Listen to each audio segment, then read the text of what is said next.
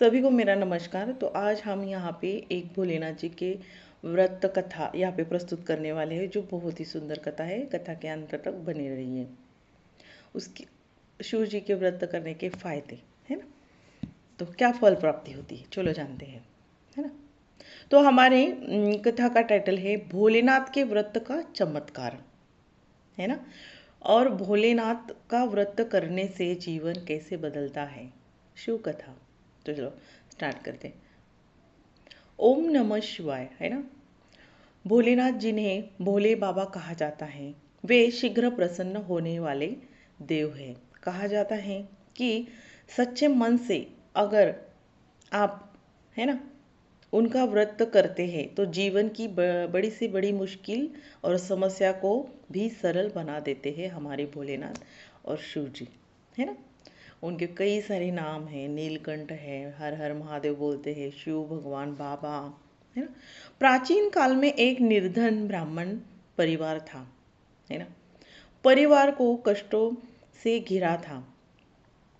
न धन, सुख, न शांति। किसी संत ने उन्हें सलाह दी कि श्रद्धा से भोलेनाथ का व्रत करो।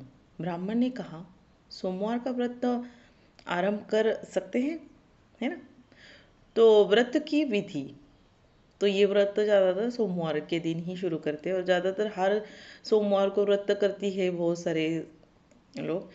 तो श्रावण महीने में ही कोई कोई स्टार्ट करता है शिव जी का व्रत, ऐसे भी होता है और ऐसे ऐसे भी कर सकते हैं आप, लेकिन ज़्यादातर तो व्रत का प्रभाव कुछ ही समय के उससे जीवन में परिवर्तन आने लगा, है ना। घर में शांति लौटी, कर्ज कम होने लगा, बच्चों की पढ़ाई सुधरी और मानसिक तनाव दूर होने लगा। यह कोई चमत्कार नहीं था, बल्कि भक्ति की शक्ति थी, है ना।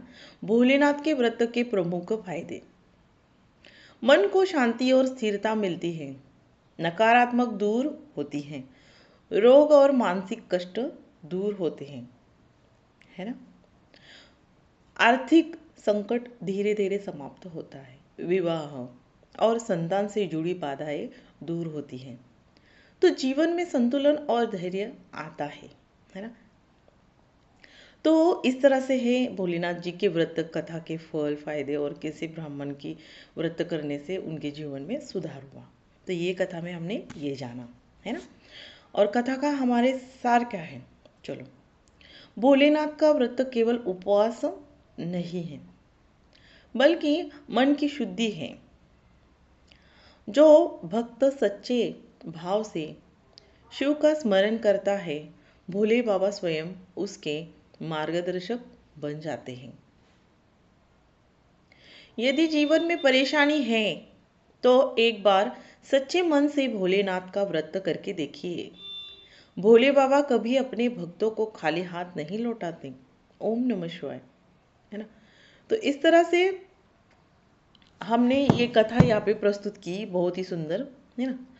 ऐसे भी ज़्यादातर भोलेनाथ जी को अगर आप पूजा वगैरह पाठ करते हैं, पूजा की सामग्री ज़्यादा नहीं लगती है ना, बस जल चढ़ा दिया। अगर चावल तो सबके घर में होता है, थोड़ा सा चावल उनके ऊपर छिड़क दिया, हल्दी कुमकुम तो रहता ही है ना। बेलपत्र होता है, नहीं होता है तो नहीं होता है, और ज़्यादातर वाइट कलर